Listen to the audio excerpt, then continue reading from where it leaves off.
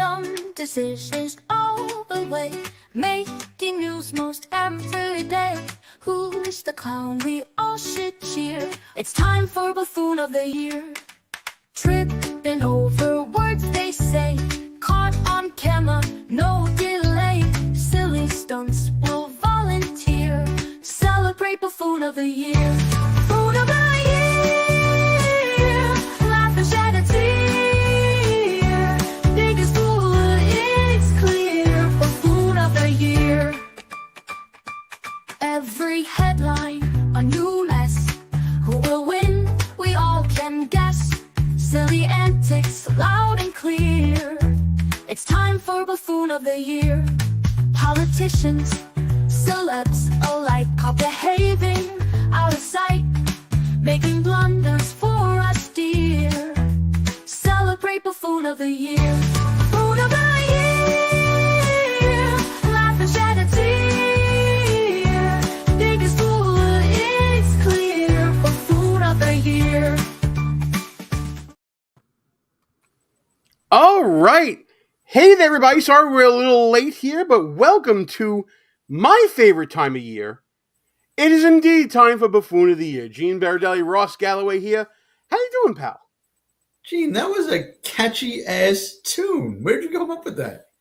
That comes, my friend, from a little something known as artificial intelligence. Yes, it's going to take us over and we're going to be enslaved by it. But you know what? In between now and then, we'll get some catchy tunes for it. But yes, that is the official theme of Buffoon of the Year, our yearly wrap-up of all things buffoonish in politics.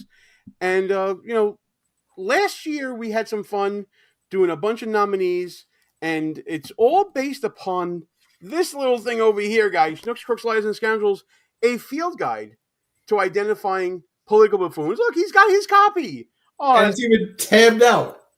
That's fantastic. Listen, I would expect nothing less. I actually have to send the link to certain people to see if they're going to be showing up or not. So while I'm doing that, Ross, let's go through a little Buffoon of the Year history. This basically started out as sort of our way to almost get back at political rivals when we were working in People's Republic of New York City. Remember those heady days? Yes, it actually was.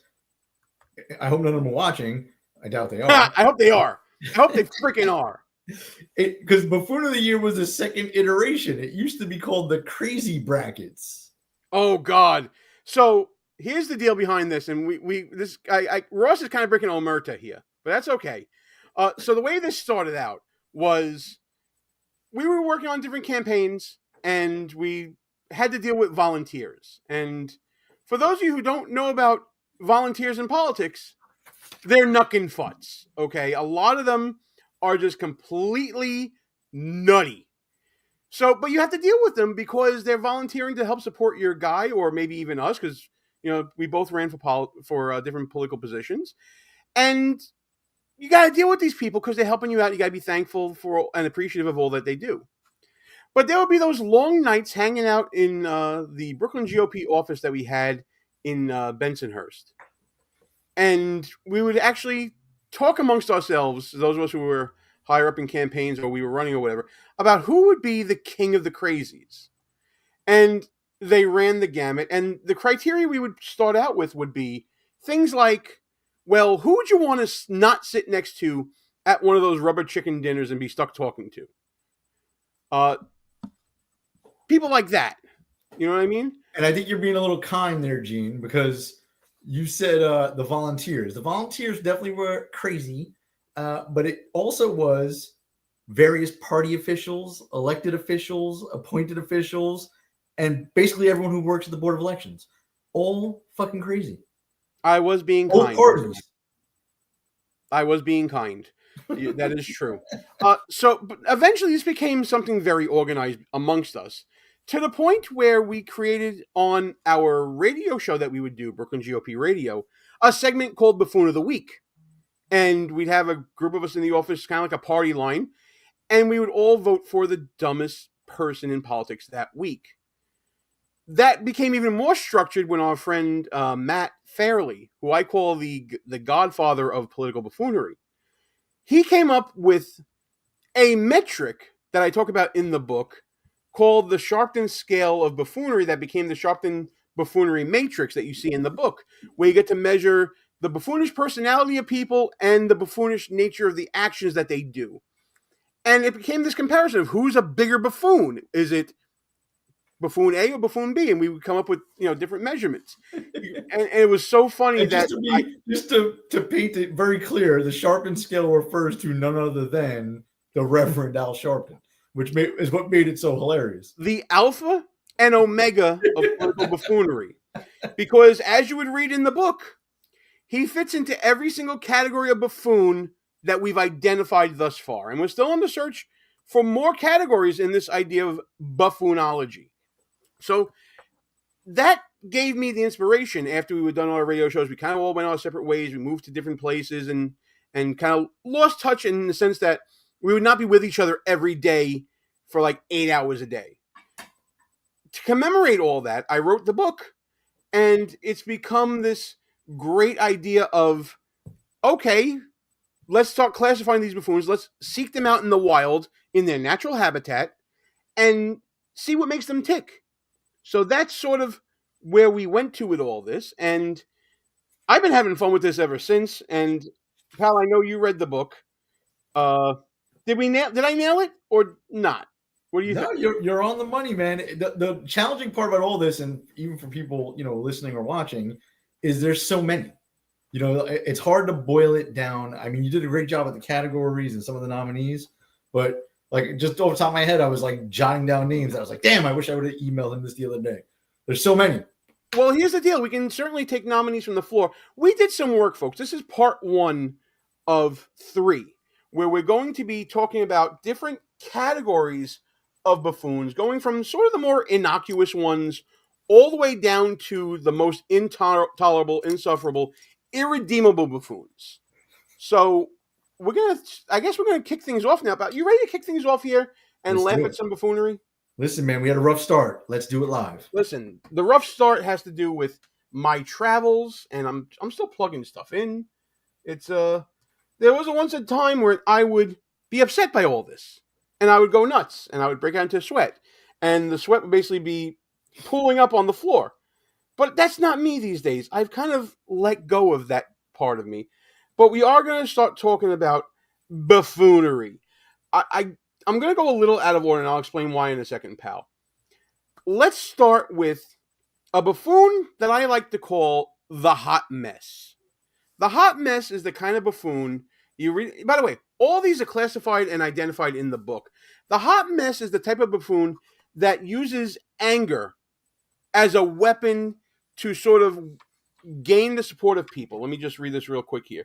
The dominant characteristic of the hot mess is a proclivity to fall into fits of emotional turmoil in moments of great political stress.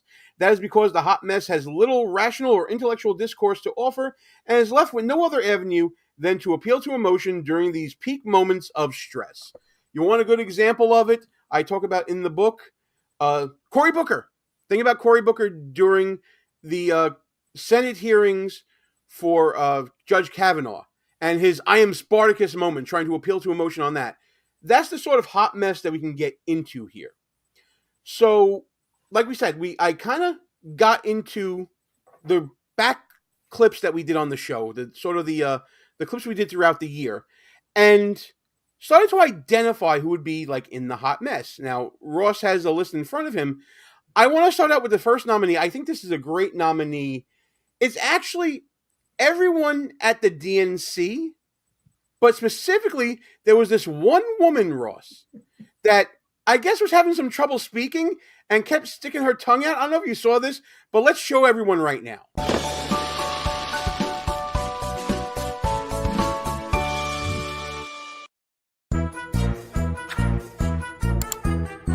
Are you ready to elect Kamala Harris, the first president of the United States? The first what? On page 535, it says, quote, Did anyone else see that? page 873, it says, quote, There it is again. Donald Trump would be able to weaponize the Department of Justice to go after his political opponents. Women, Or not without electrical, not allowed, so not without electoral.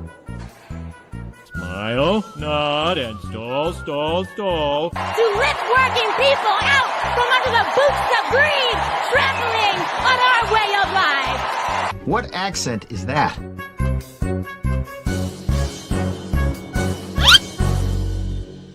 It's called political buffoonery.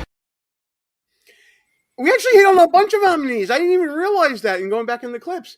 But her name was Mallory McMorrow. I thought she was kind of the poster child for the DNC, but we got AOC in there. We got Nancy Pelosi in there. Kathy Hochul. You hear about Hochul and Pelosi later on as our nominees. But do you remember all that?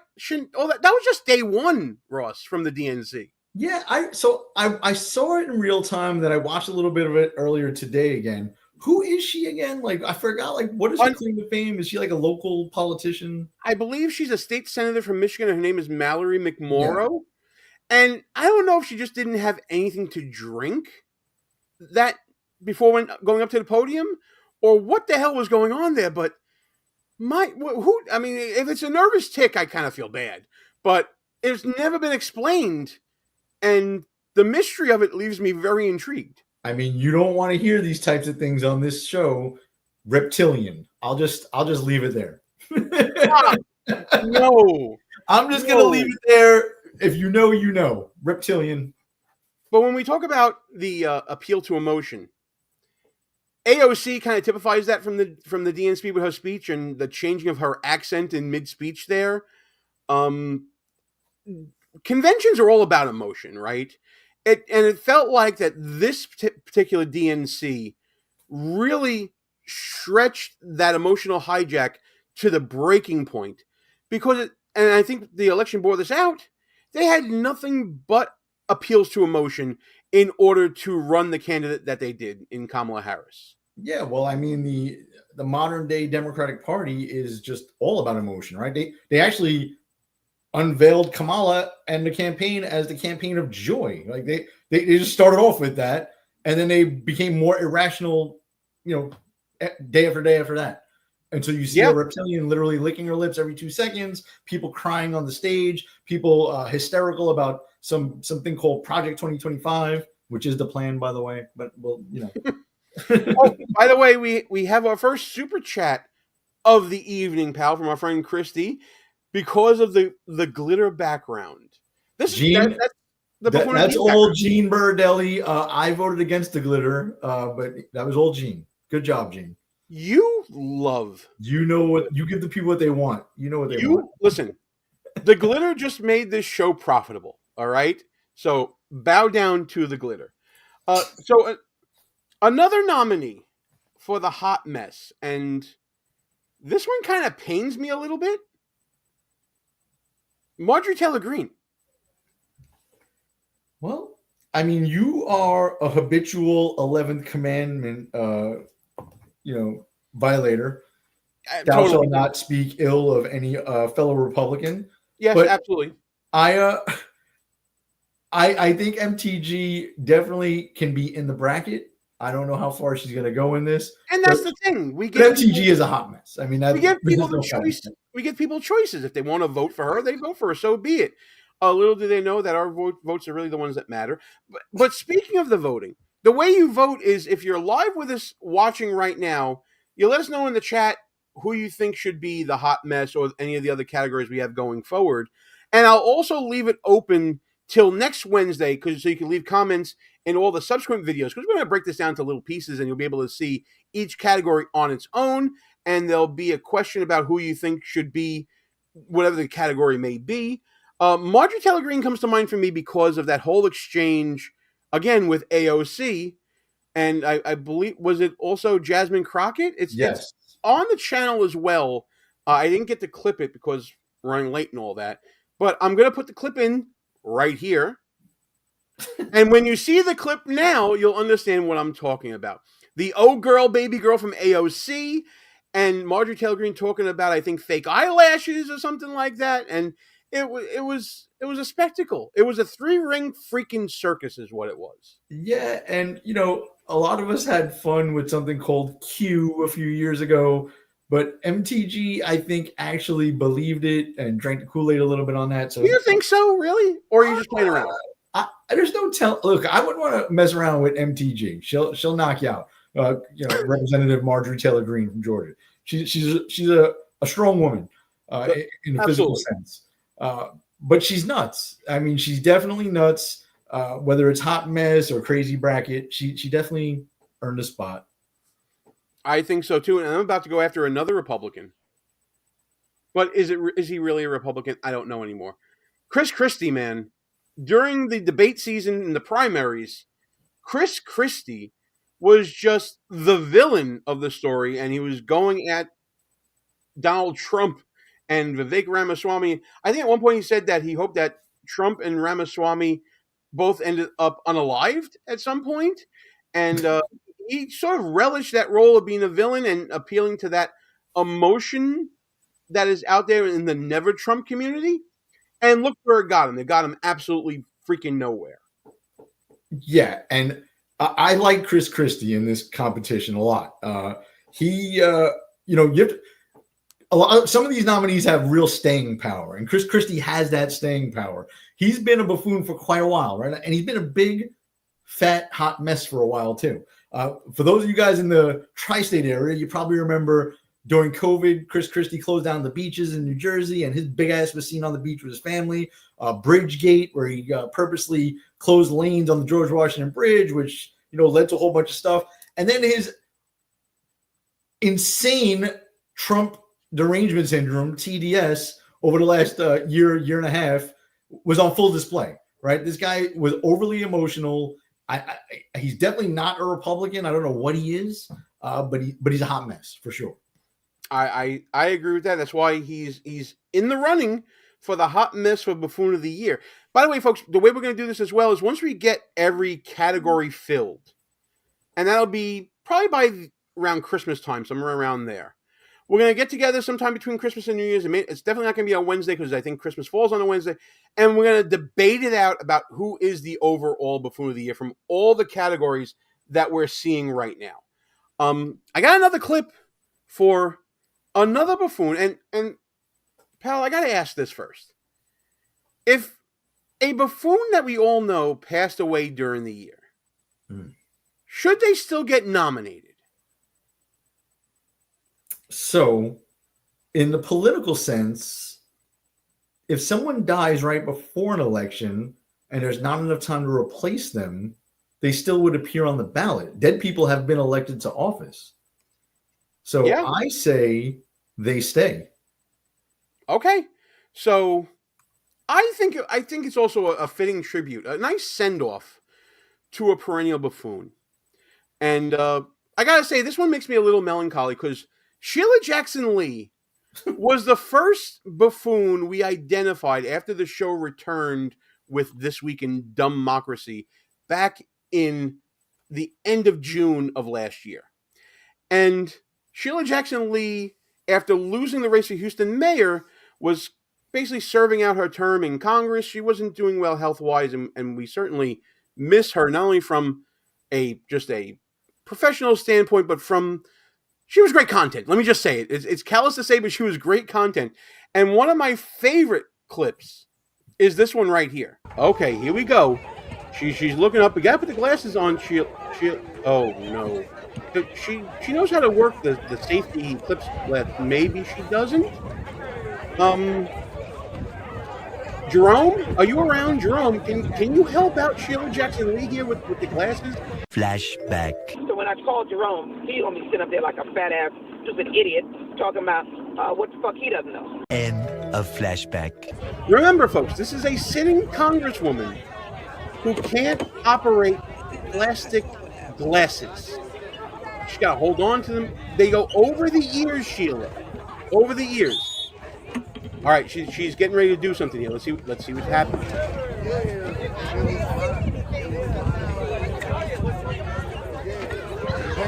Just act like you can see. America. Welcome to the eulogy. Eat it up. It's called political buffoonery. Just act like you can see. Remember that was from the Eclipse, and the glasses that you put over it so you can see the eclipse that everybody was giving out at 7-Eleven and all that. A sitting congresswoman, I know she's passed away, God bless her, didn't know how to put the freaking glasses on. By the way, during that eclipse, Trump was a boss. He just looked right up at it and squinted a little bit. I don't know if you saw that video. But very Chuck Norris-like. Sheila Jackson Lee, obviously from the video, and we could spend 3 hours on her. A hot mess, right? Utterly unqualified to be in the United States Congress. I mean, that's clear. I don't even want to say she's uneducated because the left does have degrees from institutions. So they're educated, but you're just not smart. Like with that person that we just witnessed with those glasses, Gene, would you throw her the keys to your car and ask her to park it for you? Like, would you trust her to even do that?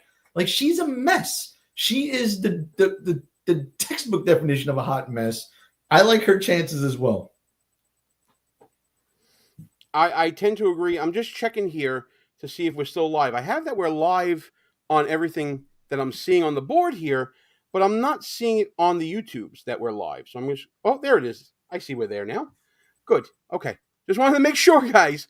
Just let me know if you can see us and all that if you're in the chat right now. And cool. Yeah, the hot mess that is Sheila Jackson Lee goes beyond just those glasses. But remember and there was a clip of it in the nomination video that we did here. Poor Jerome, the staffer that she called a fat ass and a dumb fucking all that stuff because she didn't get her schedule on time. The meltdowns there, apparently she was known for, she was famous for this in Congress. If you were Jerome, and I think even he might have passed away. There's some stories about that as well. But if you were Jerome and you heard that clip, what do you do? Well, Jerome is probably also unqualified and just happy to have a job. So he's not going to do shit. You were real nice, like, God rest her soul and all.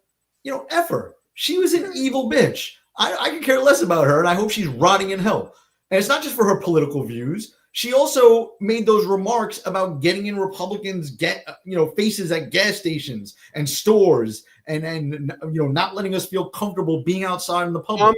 I think that was Maxine Waters, though, wasn't it? Or did she do that too? Was it Sheila Jackson Lee, Maxine Waters, the one with the cowboy hat? I don't know.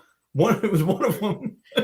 All right, so that's one on the buffoon counter for Galloway here, but yeah, Sheila Jackson Lee was also the one that would give soliloquies in committee hearings and not listen to anybody and had all these questions prepared by staffers and just delivered them poorly. I'm sad she's gone because, like I said, I missed the content. So those are, I believe, the 4 nominees I have for Hot Mess Pal. Do you want to add any others? No, I'm going to reserve my right to inject anyone till later on in the process when it won't matter anymore. Ooh, that sounds kinky. All right, so listen, I'll leave it open for you to the end of the show. By the way, if you're in the chat right now, or if you're watching this on replay, or if you're watching the clip that I'm going to make of this show, let us know in the comments. Do you want to pick any of those nominees for the hot mess? Are you interested in picking someone else? We'll listen to all nominees. And by the way, this isn't like every other election. If you want to stuff the ballot box and you want to just keep commenting over and over again, or get your friends involved and get them to do it, vote early, vote often is the motto here for Buffoon of the Year. And by the way, Gene, very good. You're sharper than I am, even though you're tired. It was, in fact, Maxine Waters. Mm-hmm. I apologize. God rest Sheila Jackson Lee's devilish soul. I don't know if you can see on the wall here, pal, but you see in the corner there, that picture? That's the original art from the book with the picture of Auntie Maxine right there. So shout out to John Panisi for gifting me that when we were done with the book and we were going to print and all that. By the way, the book is available on Amazon, at Barnes & Noble, and other online bookstores. You can also pick it up at shop.buffoonoftheweek.com. It's in our e-store. You can get the e-version of the book. But my recommendation for you guys, go to Amazon, get it for 99 cents. This isn't a money-making venture. I want to get this book into as many hands as possible. It's about the message, not the money. That being said, let's go back to the top of the order here with the buffoon that we call the BS buffoon. The BS. By the way, in the book, we do this funny thing. At least I think it's funny. I'm just a freaking nerd, but I do this thing of uh, putting little scientific names for all the different buffoon classes we found. Sort of like a bird watching book, and you'll have the scientific name of whatever a sparrow is or whatever a blue jay is, and everything like that. This is the BS buffoon is Buffoonicus supercilius. That is the political buffoon who really thinks they got their shit together, right? That they're an expert in their field. They're very smart. They can explain things really, really well, but not really. They are so overconfident that their skills are become that much lacking and that much stark in how they lack to an observer. Just really quickly from the book here again. More often than not, the BS buffoon's inner deficiency is ignorance. The BS buffoon is typically so self-assured in their assumed knowledge or expertise on any given topic, but in reality, the BS buffoon stands at a distinct disadvantage in comparison to a bona fide expert. The best example I can give for this is, do you remember that certain congressman who claimed that Guam would tip over? Oh my God! What was his name again? The experts from the Army Corps of Engineers. Yeah, what was his name again? Hank Johnson from the Hank. Oh God. Yeah, there's a great little caricature from Johnny Panisi in the book of him as well. And he's yeah. For those of you guys listening, by the way, Google after this show, Google Hank Johnson Guam capsizing, and you will fall out of your chair. It's so absurd. Another guy in Congress that has no business being there. Even better, I'll just add the clip of him doing this right now on replay. So that way you didn't have to look it up right there. But we have a plethora of buffoons that can be the BS buffoon. One of them we saw already, pal, is Kathy Hochul. This is the Kathy Hochul that said that Kamala Harris at the DNC that you saw is going to be the first president of the United States. I think she meant to say first female. She had a really, really cringe take on access to computers in the Bronx, majority minority school districts in the Bronx. Exactly. That was one of the worst takes ever. We saw what she did during the migrant crisis, basically absolutely nothing except fight with Eric Adams over who's to blame for what's going on. And now, more recently, congestion pricing coming back in New York and is getting challenged again. What is this woman's expertise, pal? Nothing, right? Yeah, exactly. I mean, what can she point to that she's done to make New York better? For those of you in the 5 boroughs, the congestion pricing, she ran around recently saying she's actually saving you money because the original proposal was $15.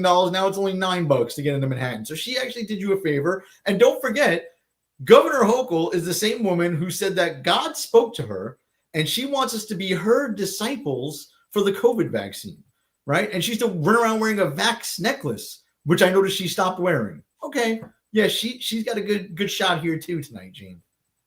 Oh, yeah, sure. I think for the category of BS buffoon, she's probably... Who is the worst mayor in the United States right now? Is it Kathy Hochul? Is it Gavin Newsom? Is it Gretchen Whitmer? Is it Tim Walz? I mean, who would you pick? Well, Governor, I mean, we're biased, obviously. I do think it's Kathy Hochul. Like, I just... New York is a train wreck. It's a disaster. It's been going downhill for quite a while. Gavin Newsom, you get what you get, right? At least the guy can look good while he's doing it. Kathy Hochul has no redeeming qualities at all, right? The other ones you mentioned, there are some redeeming qualities. She has none. Absolutely zero. I completely agree. And if I look distracted, it's because I'm trying to make additional clips for you guys while I am talking. I'm trying to do everything here all at once. I'm trying to do everything all at once, and it's plate spinning. Some plate is going to fall. I know it's going to fall, whether it be the stream quality or something else here. What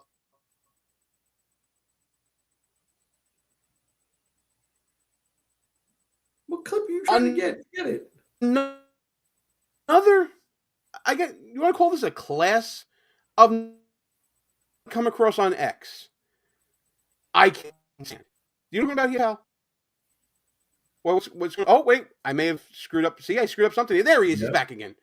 I was talking about the grifters on X, like the Harry Sissons of the world, the Brooklyn Dads of the world, the people out there who you know are getting paid by the Democrats to parrot whatever is being said.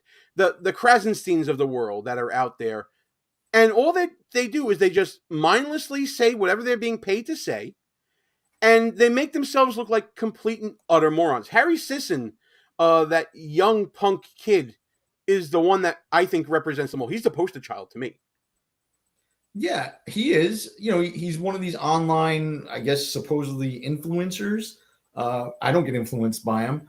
But here's my concern with when we start throwing guys like Harry Sisson's name out there. Yeah, they have a little bit of sway online, but they don't have like this ultimate authority over people like a Kathy Hochul would, right? Or some other elected official. So, you know, as much as I think Harry Sisson is a BS buffoon, for sure, I don't think he can even hold a candle to someone like a Kathy Hochul.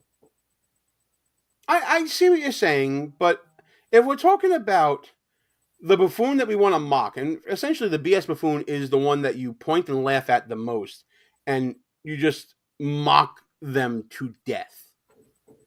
I gotta put them up for nomination at least because they rightfully deserve all the mockery that we can dish out to them.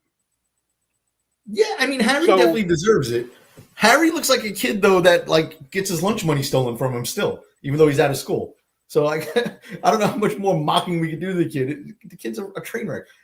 I hope he's getting paid well by whoever's paying him to post, you know, that BS on Twitter or X, because he basically sold his soul at a very young age. Well, you know what he actually said, and he said this several times, because people would expose, quote unquote, people like Harry Sisson and the other young kid, Chris Mowry, and all of them for being paid. They would say, we're not being paid by any candidate or campaign or anything like that. We're getting paid by the company that employs us, and they're getting the money from the candidate, the campaign, the Democrats. So we're not getting paid by them. We're doing a job. That drove me up a wall. Yeah, he's a piece of crap. What are you gonna do? Yeah, well, okay, so I want to continue this theme of whether or not an elected official or the sort of gadflies out there, the leeches out there, should be the BS buffoon. And let's take it up a level from the grifters that you see online normally that are out there being paid to the white dudes, gotta say it right, for Kamala Harris. A woman president, man. How exciting. Yeah, well, you know, that's just like your opinion, man. Over the last few years, you know, I've been thinking a lot about men. I'm sure you have. What a variety of whiteness we have here, with like a rainbow of beige. God, why are you so awkward? Kamala Harris smiles. She laughs. She dances. Like Bozo the Clown? We hear about white men congregating and we think of tiki torches and AR-15s and the Klan. Oh, don't give me that liberal bullshit. One day, we all will be asked what we did to stop this MAGA movement. What will your answer be? This is why I voted for Trump.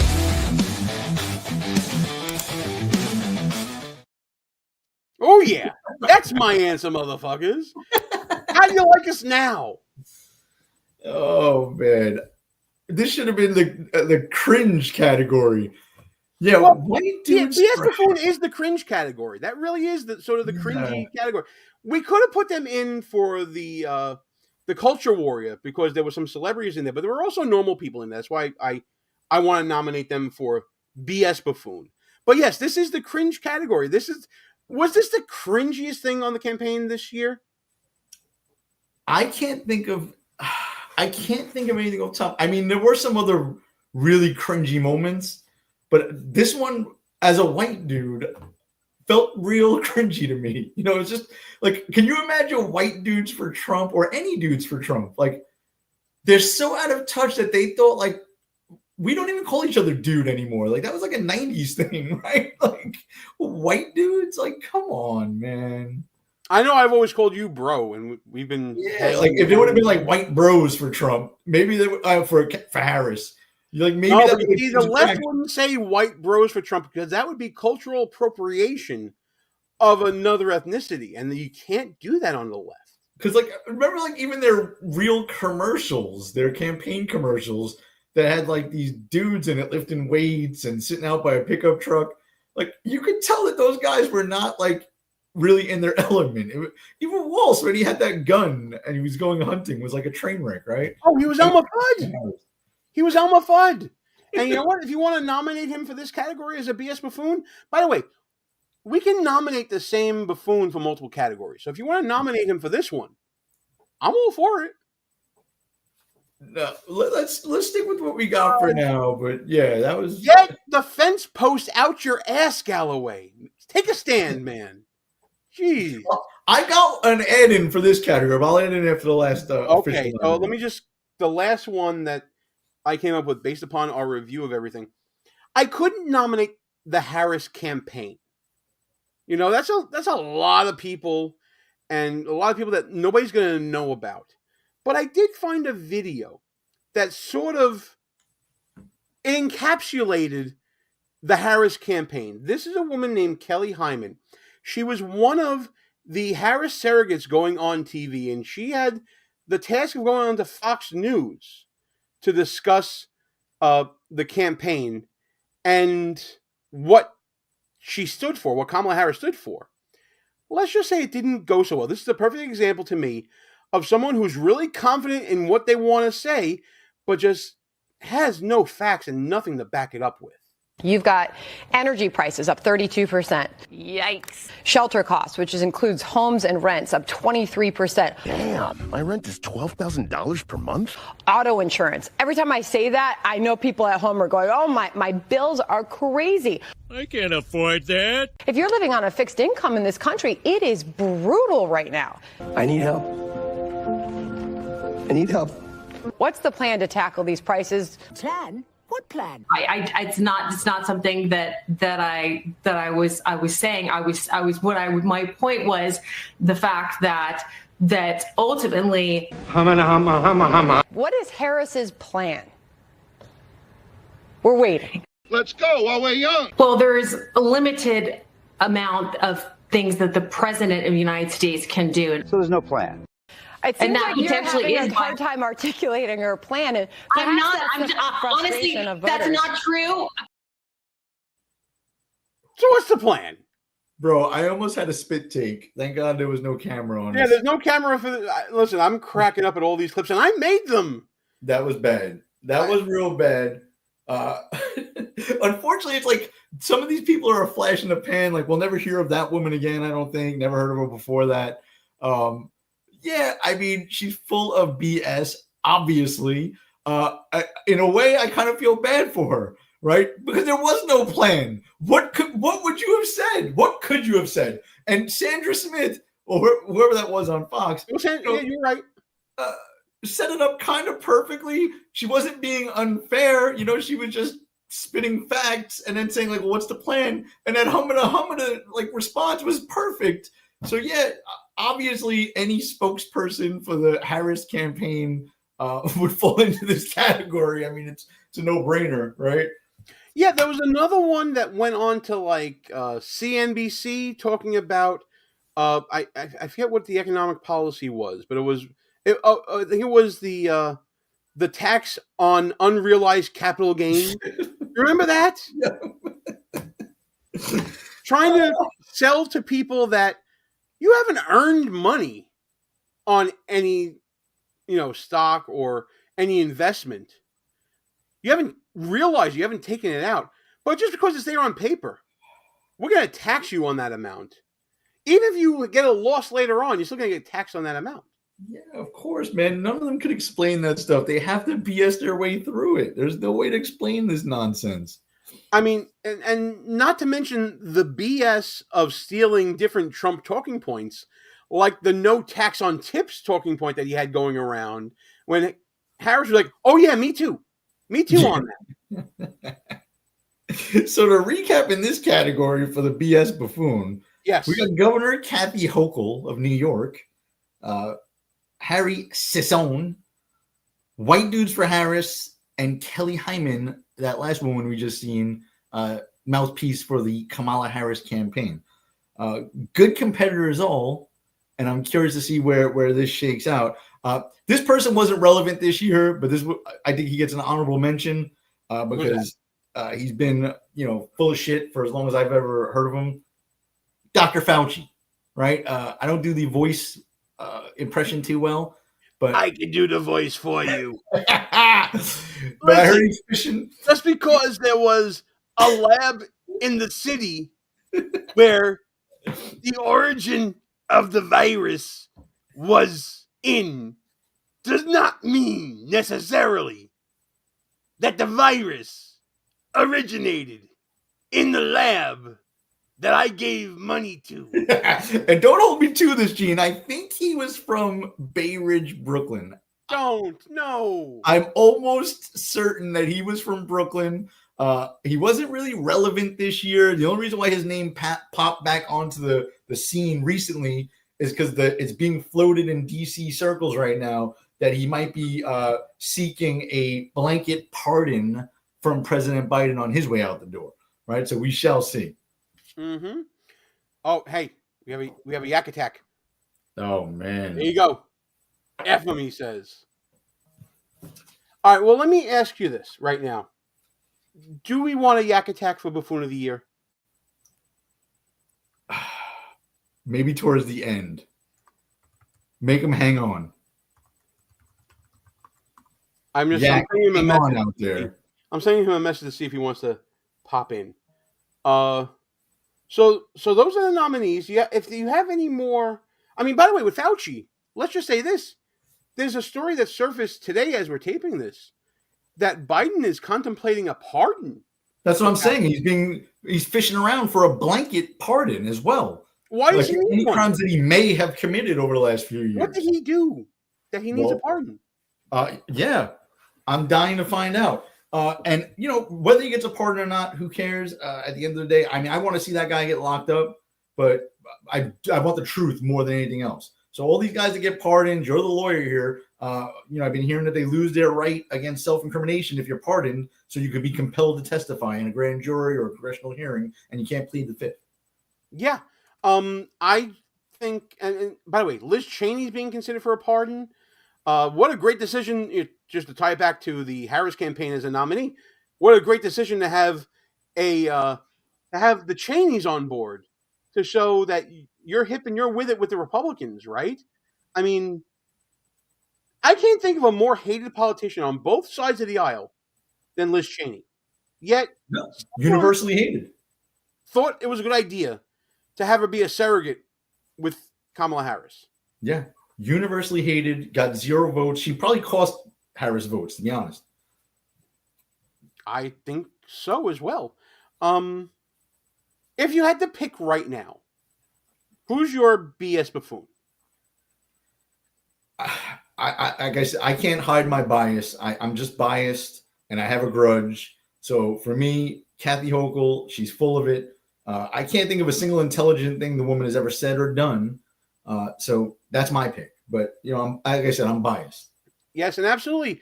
If you're here live with us, who do you got for the BS buffoon of 2024? We've been talking about Kathy Hochul, all the paid grifters on X like Harry Sisson and Brooklyn Dad Chris Mowry and all those people. The Kamala Harris campaign or the White Dudes for Harris? 50%, and also Dr. Fauci as well being nominated by Mr. Galloway. Honorable mention. You don't necessarily have to. No, it's cool. It's cool by me. It's all good. There are so many different elements of the Harris campaign in general, whether it be the White Dudes for Harris, the decision to pick Liz Cheney, the surrogate that we saw before, or the surrogates that are on CNBC. It feels like the entire campaign should be the BS buffoon of the year. And it's also skirting a loophole, because as you know, pal, we normally don't select either the sitting president or the sitting vice president as a nominee, that we say that they are not touchable because they could skew the results of the very, very serious pseudoscience that we're trying to, use here. So is it a bit of a cheat for me to say the Kamala Harris campaign embodied by White Dudes for Harris or by Kelly Hyman? Is that a cheat to get around it? I don't. In this instance, there's some wiggle room there, man, because it's a gray area. With this administration and the Harris campaign, I'm not convinced that either one of those two people are actually calling the shots in either one of those organizations. So, if you had a real president or a real candidate that was calling the shots, it's kind of unfair to put them in in one of these competitions. But in this case, I don't really know who's running the country. I'm not real sure who's running the Harris campaign because it was so incoherent. There was no, solid messaging. It clearly wasn't her, right? So I don't think we're skirting any rules here. They belong in this category, or at least that spokesperson, Kelly Hyman, she belongs in here. Yeah, I would think so as well. I'm just trying to be honorable. That's it. Those of us who are titled the honorable out there, we used to be able to be called honorable when we held party positions. Remember that? Yes, but the Constitution shall grant, under the Constitution, this country shall not grant titles of nobility to anyone. So F that honorable title. If I ever got to testify before Congress and they wrote honorable before my name, I would tear that off the card. I don't know, man. I like being called the Honorable Gene Baradelli Esquire. That was kind of cool. No. That's the only thing I was cool about. All right, listen. We got 2 more categories to get through, and I got work to do tomorrow, so we got to get through these categories. Okay.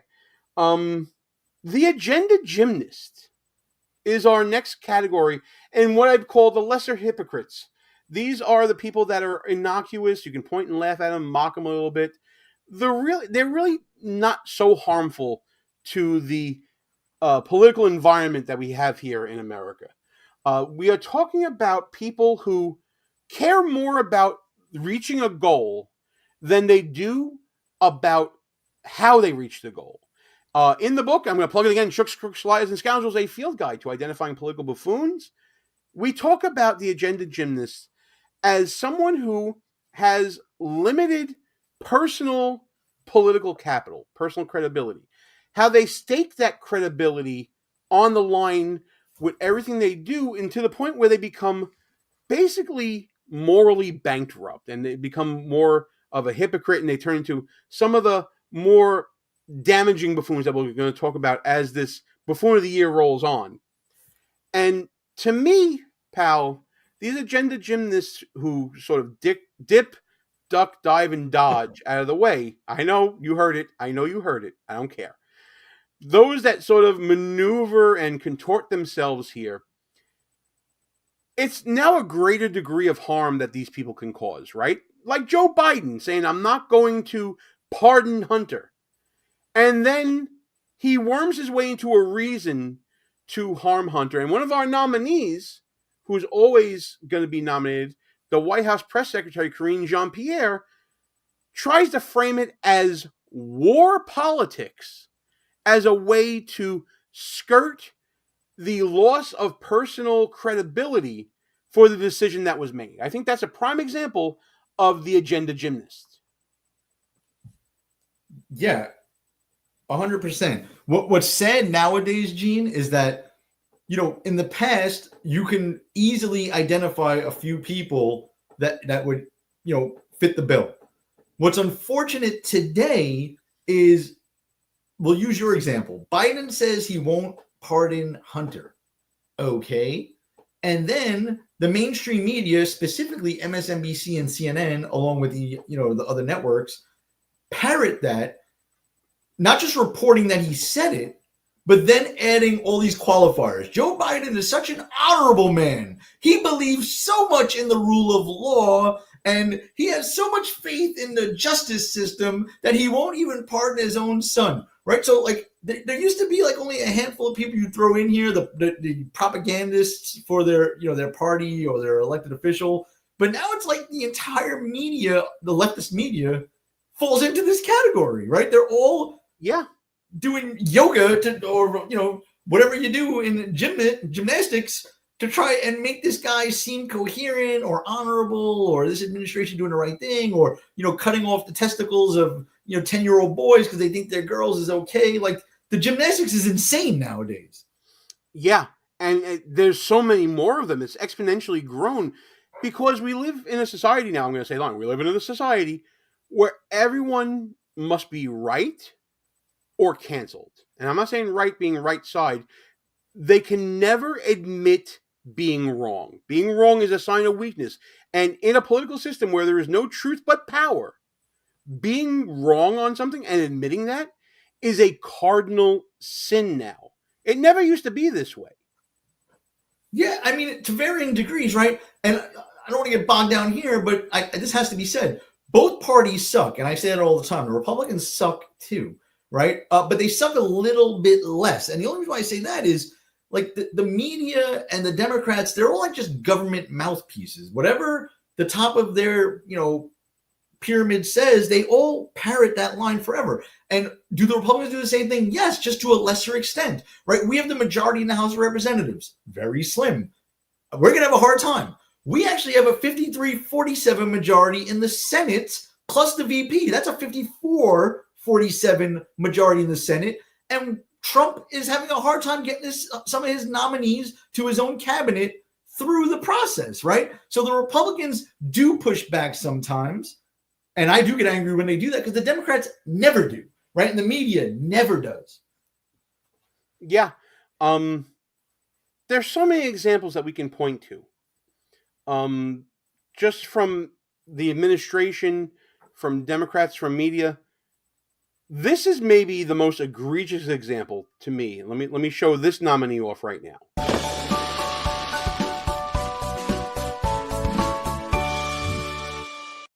Do you solemnly swear or affirm that the testimony that you are about to give is the truth, the whole truth, and nothing but the truth, so help you God? Yep, that's me. You're probably wondering how I ended up in this situation. The Secret Service is under intense scrutiny following the attempted assassination of Donald Trump. Oh, this could get ugly. Director Cheadle, in your leadership, your agency got outsmarted and outmaneuvered by a 20-year-old. How can we have any confidence that you could stop trained professionals from a nefarious nation state? Those are absolutely questions. What kind of an answer is that? Was this a colossal failure, yes or no? Yes. Director, I just want to give you an honest assessment of how this is going for you today. You fucked up. You fucked up big time. I have no idea how my statement got out.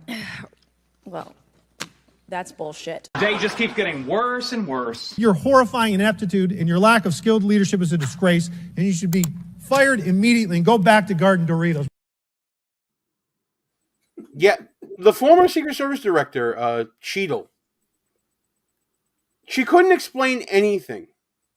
And that is worse than trying to worm your way to the goal of keeping your job. Bro, how great was that first answer? Those are absolutely questions. Yeah, bitch, we just asked you them. Like, we want the answer. Exactly. What am I supposed to do with that? Oh, people.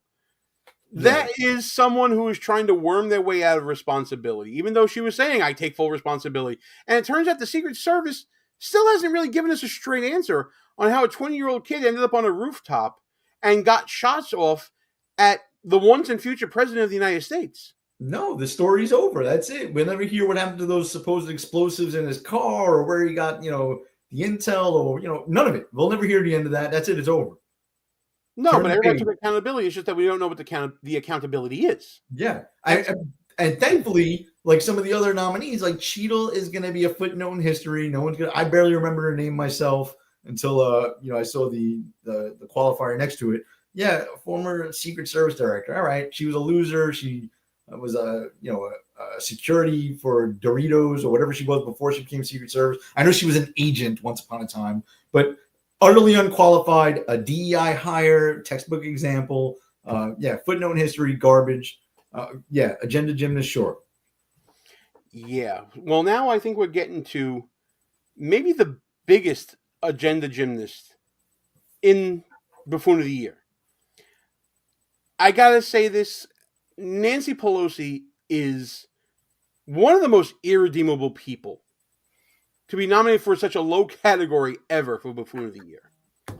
Depending upon the day of the week of when you were talking to her, she was always trying to justify a decision, whether it be supporting Joe Biden or supporting Kamala Harris and throwing Joe Biden under a bus, or then explaining why Kamala Harris ended up losing and blaming Joe Biden for what he did.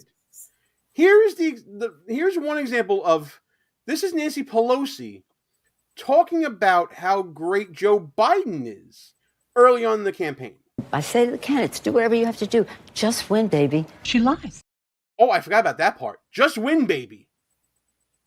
She actually said that as her philosophy for candidacy. So that basically means go wherever the hell you want to and wherever the hell you need to go to. As long as you win, it's all good.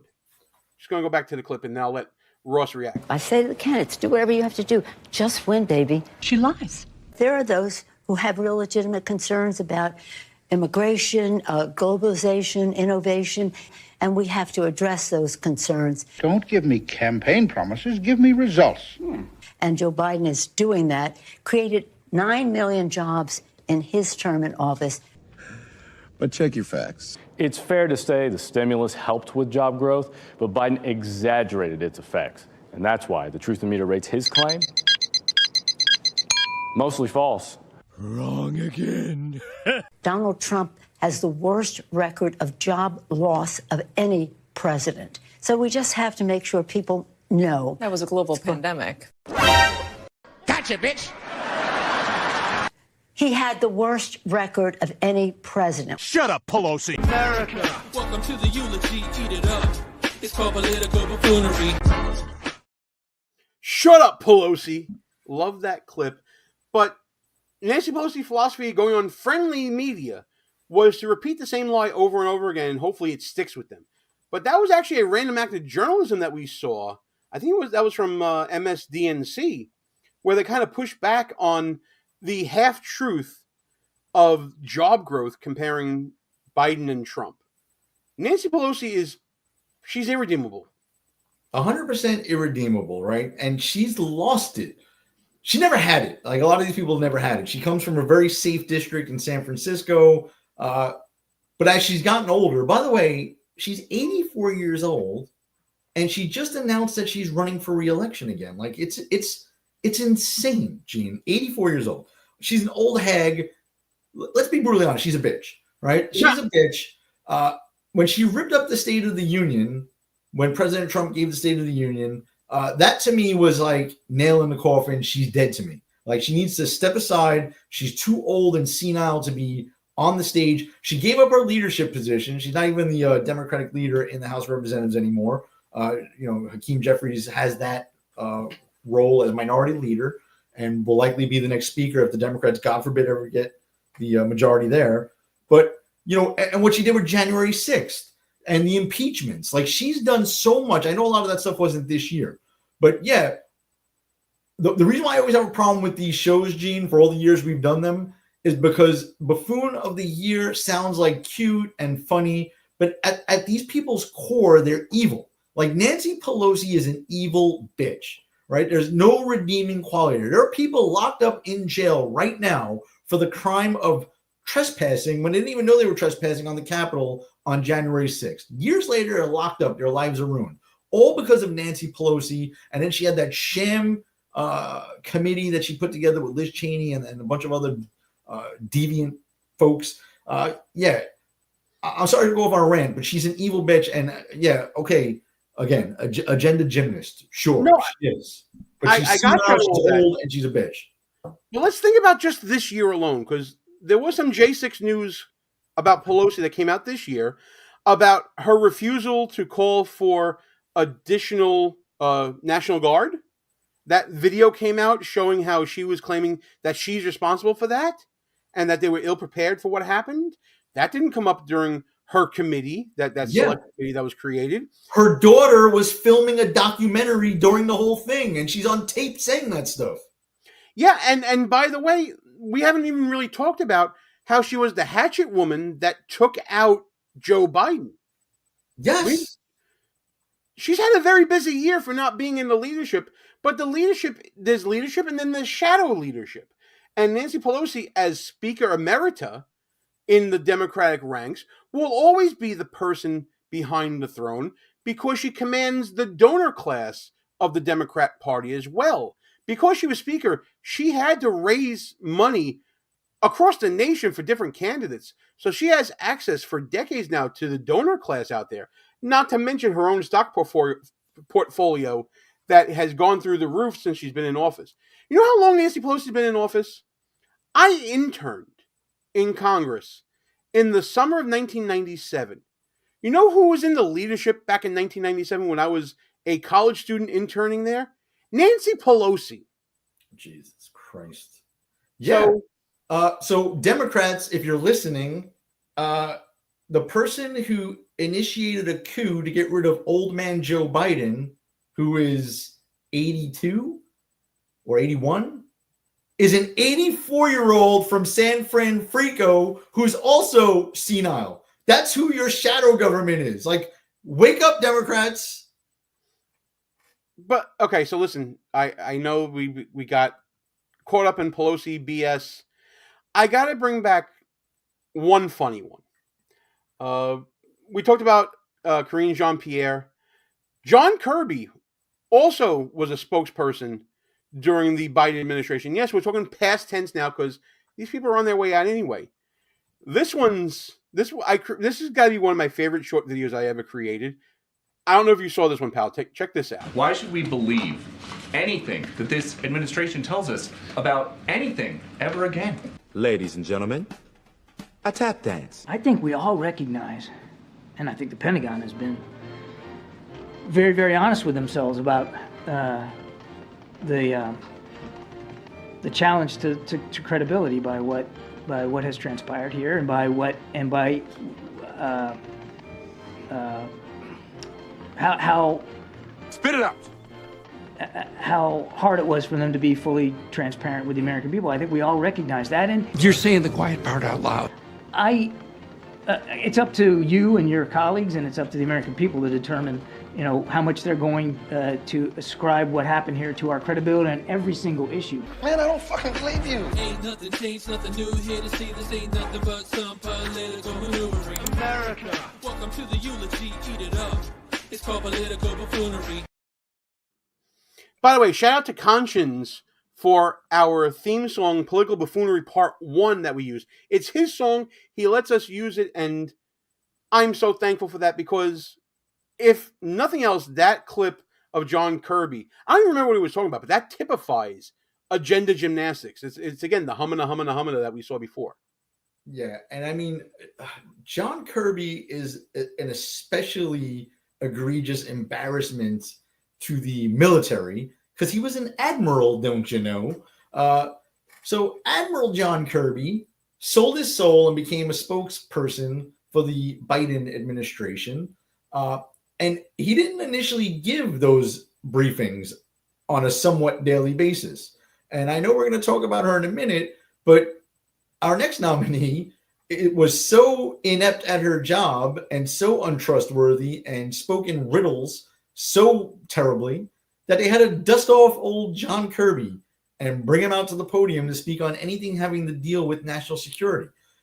And even though it was always vague what he was saying, you can tell that none of that was coming from Joe Biden, right? I don't know who was telling John Kirby what the position of the United States was having to do with foreign policy, but it damn sure wasn't Joe Biden. Well, you know what, I just looked it up because I had to go back into my own reel of stuff that I have here.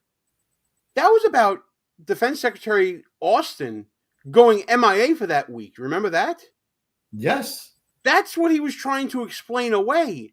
And it just adds to this legacy of this administration of half-truths, lies, shading the truth, and just trying to force an agenda on people without having to explain what the hell they're doing. It boggles your mind when you think about it. But you mentioned another nominee. Especially during that period of time, Gene. Yeah. Absolutely. Who's the other nominee that I'm missing? I thought we hit on all of them. I'm going through my list here. Did I miss Queen one? Bee. KJP. Oh yeah, we talked The about Queen her a Bee, little bit. KJP. You know, I feel bad for Karine Jean-Pierre. You know why I feel bad?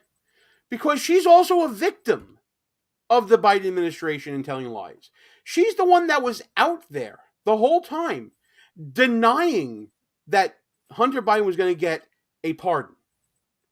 And apparently she was lied to as well. Why didn't she just quit right then on the spot and save her own dignity? Well, where is she this week? She took the week off, apparently. I know Biden's overseas, but where is the press secretary? Because I'm dying. Is she going to call on Peter Doocy to ask a question when she finally resurfaces? Because the pardon question is going to be the only question that people are going to want to talk about, unless they, some false flag shit happens between now and the next press conference. We inquiring minds want to know. You told us there was no way in hell. Now you're telling us that the Biden DOJ is politicized and corrupt and goes after their political enemies? The Biden administration DOJ? Is that because that's what Biden wrote in his pardon statement? So, I'm dying to see what KJP is saying. If she had any integrity left, which she has none, she's an alumni of MSNBC, right? She has none. If she had any, she would resign, but she won't. Yeah, I don't get why. Because she was played. She was absolutely played by her own people. Karine Jean-Pierre, I give press secretaries a little bit of grace because they have a job to do, and that is to spin and do these agenda gymnastics. That's what they're paid to do. So while I understand it's a job, some embrace it more than others. And I think that Karine Jean-Pierre embraced this job a little too much to the point where it felt like Peter Doocy from Fox News was just owning her left, right, and center all the time. Yeah, and I mean, I give them some deference too, Gene, but don't forget, the press secretary is the title we use in this country. In most other countries around the world, they call them what they are. They are the propaganda. Yeah, ministers of propaganda. And that's what she is, 100%. They all are, but, and her job is especially hard because she has someone who is literally demented and supposedly running the country. So, yeah, I don't know how you could do that job, but you resign. Like, if you had any intestinal fortitude, you resign. Absolutely. So, okay, so we ran through my nominees, and we got one more category to go through. Do you have anybody you want to add to this rogues gallery of agenda gymnasts? I don't want to add, but I just want to make an honorable mention, just in the spirit of fairness. Brother Sean Hannity, a little bit of a gymnast himself. Okay, go for it. He's almost unwatchable. No, I mean, look, he's almost unwatchable. Every once in a while, I do need a dose of Sean Hannity when I'm down in the dumps, and I know he's going to be a cheerleader for whatever the right or the Republicans are doing. But he's like a Lindsey Graham guy. He's anything Republican, he's with it. So, like, honorable mention, he's nowhere near the same league as a John Kirby or a KJP or a Nancy Pelosi or Director Cheadle, but he gets an honorable mention. I want to add one more, and I don't know if this necessarily qualifies as agenda gymnast, or if it qualifies as when being an agenda gymnast goes horribly wrong. And I gotta nominate Sonny Hostin from The View. That's pretty bad. And I think that the clip that we put out, I think it was a couple of weeks ago, which, by the way, when I put out these clips, I put them out on YouTube, on Twitter, on different outlets. This is one of the most watched clips I put on Getter, one of the alternatives out there to X. Let me just show you what I'm talking about here. You're going to be on camera for this one, pal, so don't laugh too much. If you want to lean to the side where the blinds are, you'll be seeing. How could you nominate someone with allegations of child trafficking trafficking across state lines? Don't go there. My understanding, further on in the interview, they discussed the fact that once he finds out that she's 17, he stops having sex with her. You're on thin ice, counselor. I'm deeply disturbed at the lack of judgment that we are already seeing from the president-elect. A few moments later. You got in trouble. You got in trouble. Matt Gaetz has long denied all allegations, calling the claims, quote, invented. It looks like you're in a hostage video. and saying in a statement to ABC News that this false smear following a 3-year criminal investigation should be viewed with great skepticism, that DOJ investigation was closed with no charges being brought. That's gotta hurt. Love it. She's I love a it when lawyer, they- don't you know? Oh my God. The face, the hostage video. She was trying to get over as like she's an expert. She can also be a BS buffoon if we wanted. A lot of these buffoons are hybrids. They go in and out of different categories. So yeah, man. The worst. That was bad. That was pretty bad. But that's the agenda. That's the agenda gymnast right there. It's the whole show on that one, though. That's like a tough one. Yeah. You know what? It will be a whole show when I cut it up and make it a on-demand video. You'll see it real soon. Let's get to the last category, and this could apply to every single politician out there. The narcissist. Again, we talk about it in my book. I'm going to say it again. Schooks, Crooks, Lies, and Scoundrels. A field guide to identifying political buffoons, available right now on Amazon, at Barnes & Noble, and other online bookstores. The narcissist is the politician who believes that their own hype. They have this veneer of being untouchable and they're portraying a part, basically, when in actuality they are missing a lot about themselves. They have this shocking lack of self-awareness about them. And there are so many that we can talk about here. Just from the book, real quick, while the name probably gives it away, the political narcissist really is uncanny for how evident the characteristics are similar to narcissistic personality disorder. Listen to this. One of several types of personality disorders is a mental condition in which people have an inflated sense of their own importance, a deep need for excessive attention and admiration, troubled relationships, and a lack of empathy for others. The intersection between a person with a personality disorder like that and a politician is freaking uncanny, bro. Very, very true. Narcissism runs wild in politics.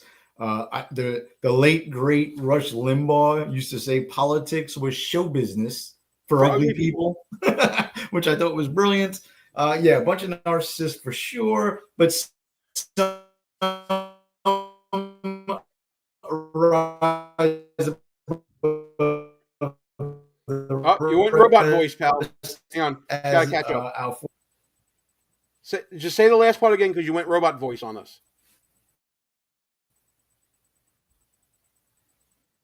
See, when Gene is trying to edit videos, it slows down the bandwidth here. I'm not doing a damn thing here. You know what it is? We've been doing this for so long. I think we just got to get through it, you know? So. All right, let's push through. Let's push through. We got some Republicans in this category. I didn't clip videos of them because, I didn't have a lot of time to prep for the show, but we'll put them in later. Kevin McCarthy. Narcissist. What are your thoughts? Yeah, Kevin McCarthy, former Speaker of the House. What was he Speaker for? Like 12 days or something like that? It was a couple of months. Another California Republican. He was the textbook example of what I was so frustrated with the Republican Party about for so many years, that even when we win, like let's say we win a majority, we did this in the Senate not long ago, just a couple of weeks ago. We win a majority, and then we pick a leader who doesn't represent our base. The Democrats don't do that, right? They always pick a liberal. They don't pick a moderate Democrat to be the Speaker of the House or the minority leader or the Senate majority leader. They pick Chuck Schumer or Nancy Pelosi. With us, we look for this guy who can reach across the aisle, and that was Kevin McCarthy, right? And Kevin McCarthy, because he was a wealthy man from California, believed that he should be Speaker. He believed it so much that when Matt Gaetz pulled those shenanigans and he wound up losing the speakership after a very short stint, I think it was the shortest stint in history, if I'm not mistaken, he resigned from Congress, almost cost us the majority overall, and then got a sweet gig on Fox News, running around planting stories that he was being considered to be chief of staff for the new Trump administration, right? Total narcissist, totally out of his mind, and I'm no fan. Yeah, I'm not a fan either. I do want to run through these a little quicker than we did the others. Fannie Willis, the chief prosecutor from Fulton County, Georgia, who was going after Donald Trump and others. Talk about a narcissist. This woman was having an affair with a prosecutor that she herself appointed, thought that she could get away with it, and basically created her own demise for her case, because upon that news breaking and the lawyers on the defense side just eviscerating her on this, to the point where they're still dealing with this at the appellate level in Georgia, to be that arrogant and audacious to think that you could get away with something like that while prosecuting a former president of the United States in an unprecedented fashion, that's the height of narcissism. Listen, Big Fannie Willis barged into that courtroom wearing her dress on backwards. Backwards, yes. Made a scene, a spectacle, and then said, black people keep cash in their house because that's the way they were raised, and she's doesn't drink wine, she drinks Grey Goose. Like, who the fuck cares, man? She's a narcissist, she's a pig, and hopefully she winds up locked up after all this is said and done. You know, my favorite part about that whole thing with the keeping the money in the house, her father was brought in to testify to try to confirm that that's how she was raised. And the father ended up testifying, and he was a former lawyer, I think he was a retired lawyer. He ended up testifying that, yeah, I was prepped along with my daughter about what I was going to be testifying about. Basically saying, yeah, all of this was rehearsed, and all these statements that I'm giving you right now, we talked about me saying this on the stand. Yeah. Gene, and she also entered the courtroom at the exact right moment when she stormed in, because she was watching it on television when she was ordered not to do that. Clearly she was watching it on TV. And just the way that she was answering Ashley Merchant the whole time, under cross-examination. Yeah. The height of narcissism. But is there a more narcissistic person out there that would have something in common with her? I think so, and I think that's Tish James. I think she's also a nominee. I'm just throwing this out there as a throwaway nominee as well. They're very similar. Very similar. Tish James also, like, when she speaks like she's like standing on the Temple Mount. Like she puts on this fake accent and tries to sound smarter than she really is. She loves, another big woman, loves to be on TV in front of people bashing Trump. Like, total narcissist. Both also unqualified for her job, but we'll leave that aside for now. Yeah, we'll leave that aside for now. I'm going to pull up a video about her in a little bit here, I think. But yeah, I mean, she's certainly one that's out there. Let's go to another Republican. I'm all for bashing Republicans. We've been doing it on the show. Nikki Haley. I think she's sort of a narcissist herself, especially when she hung around the race a little too long for everyone's liking. Very narcissistic, very sexist. She was thrown, and the two go hand in hand in this respect. Always tossing around that, whether you pick me or not, there's going to be a woman president because it'll be either be me or Kamala Harris. Like, okay, bitch, like, neither one of you are going to win this election, right? Yeah, how'd that work out, by the way? How'd that work out? Right? Neither one of them were going to win that thing. And like you said, she hung around way too long. She worked for President Trump. She did some gymnastics of her own to try and then say Donald Trump was crazy and he should not be president. And then when she got blown out in every state after she stood way too long, now she was sucking up to Trump, trying to get a job back on the administration. And he rightfully and righteously put her in her place with a tweet saying that she will not be invited to join his administration. Thank God. Yeah. I love that she's left out in the cold here. That I can't believe that she tried to come crawling back and try to develop a role in the campaign. The audacity. She was on the last few days of the campaign on Fox News bashing the Trump campaign, for basically saying what Mark Cuban said, that he doesn't surround himself with smart, intelligent women. I'm willing to go out there on the campaign trail. Nikki Haley, no one thinks you're smart. Like, stop it. She lost her home state, of which she was a governor. She got blown out in South Carolina. Yeah. You mentioned Mark Cuban. He's not on our list, but definitely now to think about it. There's just too many. There's too many. The narcissism of going out there being a staunch supporter of Kamala Harris and then deleting your tweets afterwards so you wipe out all history of your affiliation with the Harris campaign. What do you think about that? Yeah, Gene. And then the lack of self-awareness or just general intelligence to have the nerve to say, oh, I routinely go back and delete old tweets. Who does that? Who does that? And he didn't just randomly delete old tweets or delete all of them. He deleted specific ones tying him to Kamala Harris. Yeah, he was picking and choosing, right? To save whatever reputation he thinks he has in his head. Another person that I don't know of anyone who thinks Mark Cuban is particularly intelligent. Right? Who does? I mean, listen, he's gotten to where he is in life and made a ton of money, and he either got good advice from people or he was smart enough to manage it himself, right? So I have no problem calling him smart. He might have business sense, but he shouldn't be running anything or picking who the next president is. I agree with you. We mentioned Tish James. I gotta play this from earlier. I think it was last month, actually. You remember when Tish James went on TV right after the election and saying how she was still going to go after Trump and all that? Did you ever see the response that one of Trump's lawyers gave to her on Benny Johnson's show? Oh, was this Mike Davis? You nailed it on the head here. Yes. Here it is. This is how you deal with a narcissist, ladies and gentlemen, and everybody in between. Check this out. We did not expect this result, but we are prepared to respond to this result. Dude, are you still on this? Because as the Attorney General of this great state, it is my job to protect and defend the rights of New Yorkers and the rule of law. You are on a total power trip.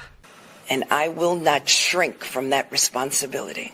Blah, blah, blah, blah. Let me just say this to Big Tish James, the New York Attorney General. I dare you. I dare you to try to continue your lawfare against President Trump in his second term. Because listen here, sweetheart, we're not messing around this time, and we will put your fat ass in prison for conspiracy against rights. And I promise you that. So think long and hard before you want to violate President Trump's constitutional rights or any other American's constitutional rights. It's not going to happen again. The more you fuck around, the more you're going to find out. Ain't that the truth, pal? We will put your fat ass in jail. Gene, did you hear the fake accent that she uses? Like, do you believe she speaks that way generally? She was very mournful and sad. Come on. But defiant. Very narcissistic. Like, put it on air. Sound, like, give yourself some gravitas. Like, come on, man. Yeah, there's another part. I got to pull the book out again because you just reminded me of something that is another part of being a narcissist. I got to find that Mayo Clinic comparison again. Give me 1 second here. People with narcissistic personality disorder may be generally unhappy and disappointed when they're not given the special favors or admiration which they believe they deserve. They may find their relationships unfulfilling, and others may not enjoy being around them. Sound like every Democrat you've ever heard mourning the election results? Yes. Yeah, I'd say so. Miserable people, and in general, they are miserable people. But also the entitlement, pal. The entitlement of these people that they should win. They have the educational superiority, the moral superiority. They have the high ground. They're smarter than everyone else. Yes. They hang out with celebrities. They're better looking than everyone else. They're cooler than everyone else. They're total narcissists, all of them. Absolutely. That's why it's so hard to pick who's going to win this category to me. Last one I do want to bring up, and this is another comical one. I wish I had clips for this one. All those damn pollsters out there, specifically Alan Lichtman and his bullshit keys, and Ann Selzer, who said that Kamala Harris was going to win Iowa by 3 points. Are you... The audacity of Alan Lichtman going on TV afterwards and saying, it's everybody else's fault but me. my keys assume that people will act rationally, and there was all this disinformation and misinformation out there that it just, I couldn't operate this way. Gene, like Ann Selzer, like with these categories for like a one-hit wonder, if they made a splash in the news for a very brief amount of time, I normally don't give it much weight in these competitions. So Selzer, yeah, she blundered with that Iowa poll big time, and she basically quit polling after that. So she kind of did the right thing at the end of the day. But Lichtman, I know we did a whole show on this one, but for those of you guys who aren't familiar with it, you got to look this up. Like the guy was on Piers Morgan with Cenk from the Young Turks. We played it on This Week in Dumb Democracy, absolutely. And this one line to me qualifies him to be in the semifinals of this competition when he accused Cenk of blasphemy for calling out his buffoonish 13 key system, right? Like that was so over the top and narcissistic. Even Cenk was like, who do you think you are? Jesus Christ. Like, what? So yeah, that was so over the top, Gene, that he earned his spot in this competition more so than Selzer. I mean, we're talking about narcissists, right? You don't get any more narcissistic than blaspheming against you. He blasphemed them for questioning these 13 keys that were wrong. If you think that you're being had the nerve to say the keys were wrong because the electorate was uninformed and fell into the trap of misinformation, basically just calling all of us dumb. Like that's how narcissistic this guy is. He's smarter than all of us. Oh, remember when he said to Uyghur on that same show how I've been a professor for 50 years, I've written 31 books. You're going to tell me I don't know what I'm talking about? Yeah, I'm going to tell you know what you're talking about because you shit the bed. Gene, and then he said, I went on your profile and I read some of the comments and everyone thinks you're an idiot.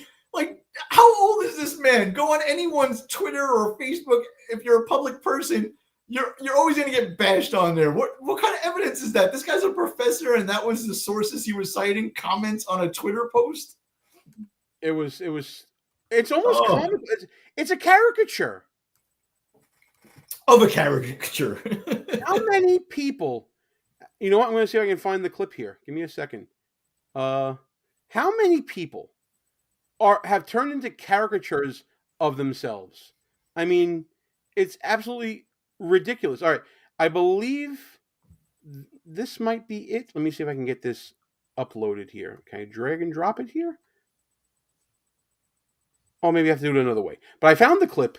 I'm like a pack rat when it comes to these clips. I save everything just so we can do Buffoon of the Year and things like this. Let me get it uploaded. In the meantime, did you see? I don't know if you saw the aftermath of that. How he criticized the audience for saying that he shouldn't have used the word blaspheme because he was grasping for the word. You know? Yeah, Gene. When have you actually? I asked you this question the last time where I asked you, have you ever used the word blaspheme when you were arguing with someone, in regards to yourself? But when have you ever even used it accidentally? Like that word obviously has religious connotations to it, right?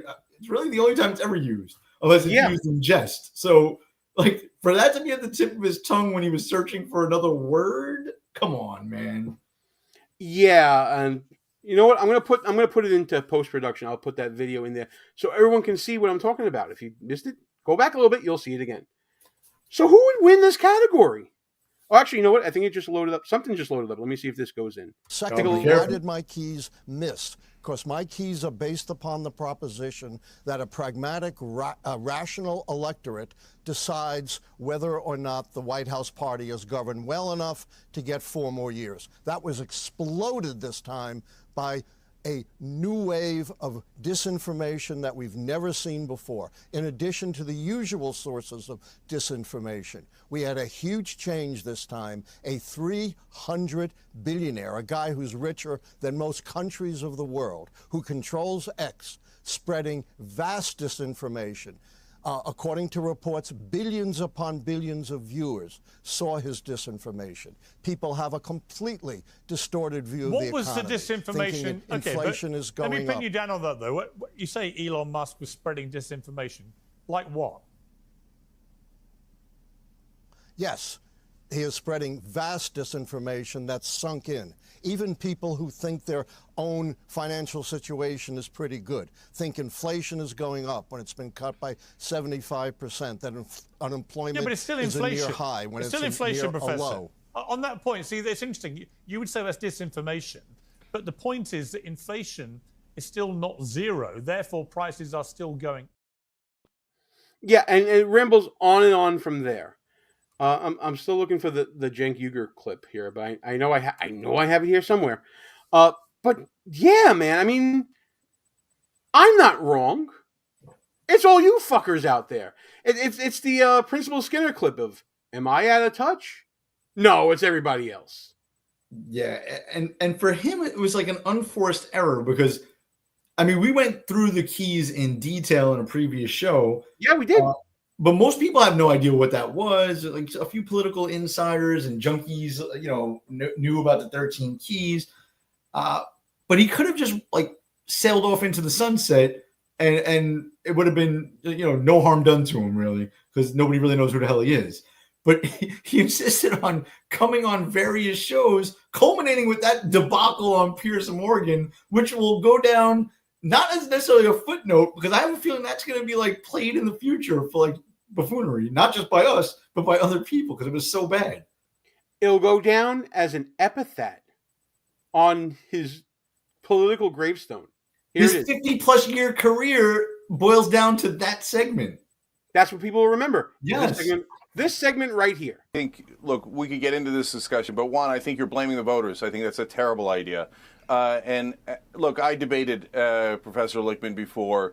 I told him his theories about the keys were absurd. I was right. He was wrong. I said he'd lose his keys. No, you were Couldn't not find right, him and before I the was election. not wrong. And that's a cheap shot, and I won't stand for it. Well, who won, brother? You should not be Who taking won? cheap Who shots won? at me. Who You won? want to make your You point, live make your in point. a total Don't make world it of personal. denial. I read your own followers' comments, and they all trashed you, every one of them, and supported me. Yeah, so quiet with your personal attacks. come find out again. Make whatever point you want. Don't Look, make it personal. You don't know anything.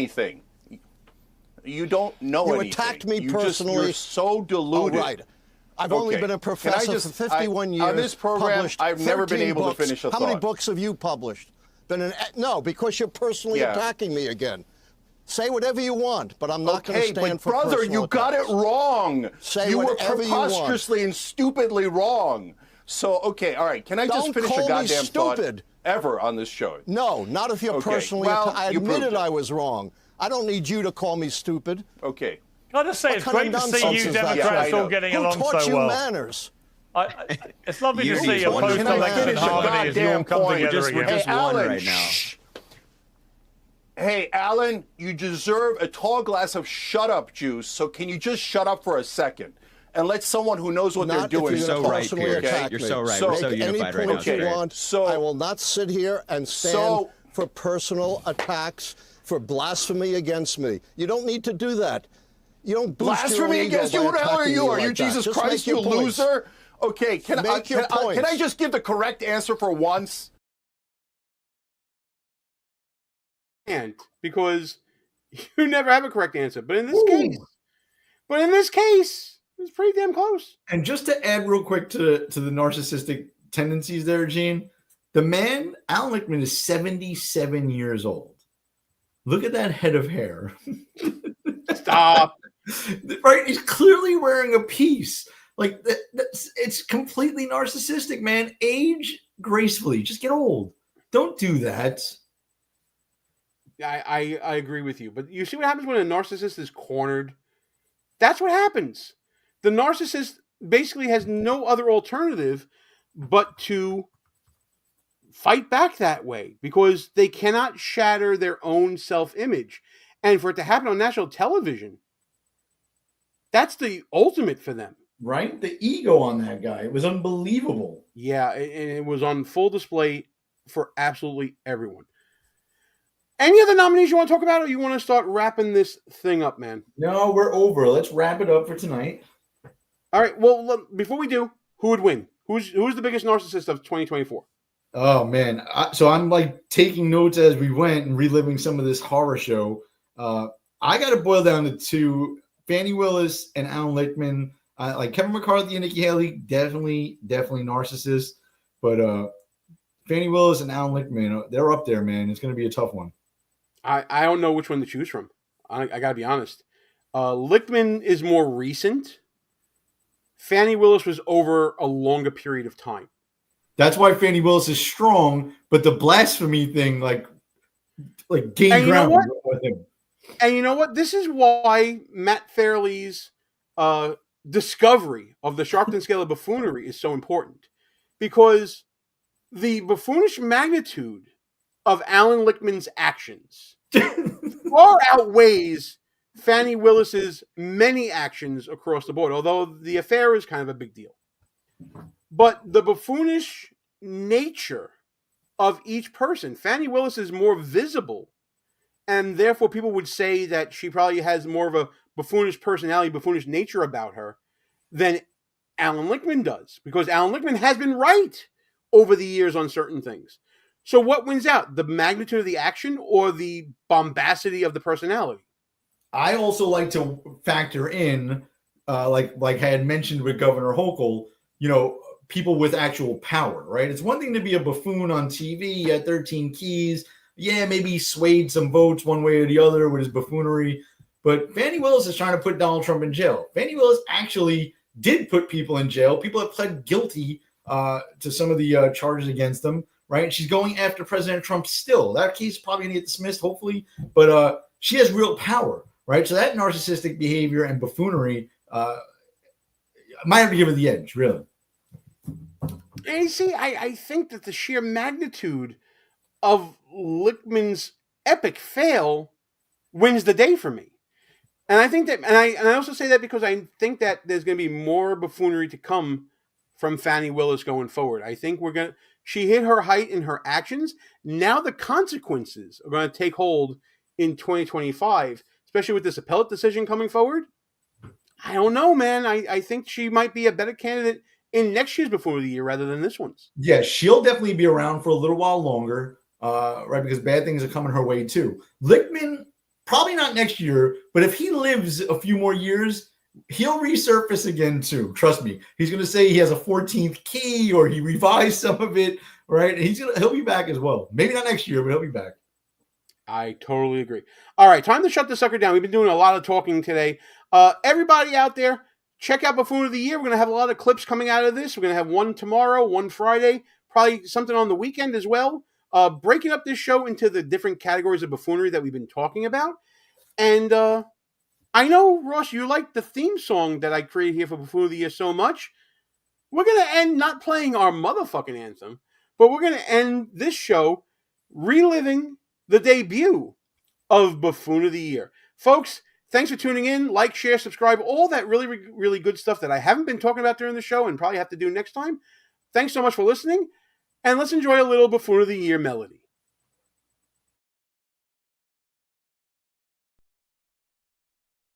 Dumb decisions all the way, making news most every day.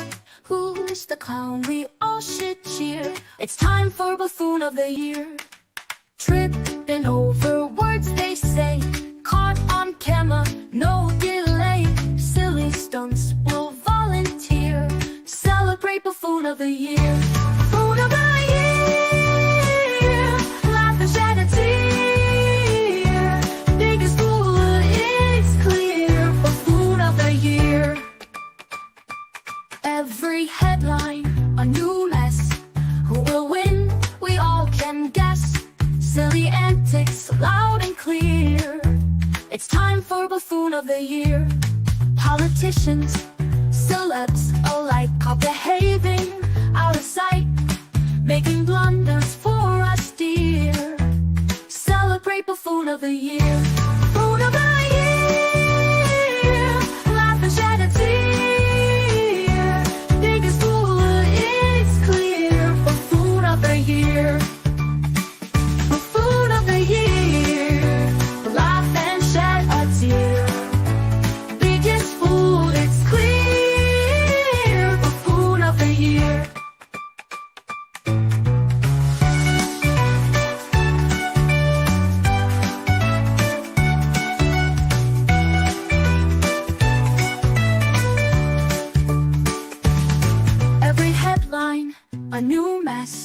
Who will win? We all can guess. Silly antics, loud and clear. It's time for Buffoon of the Year.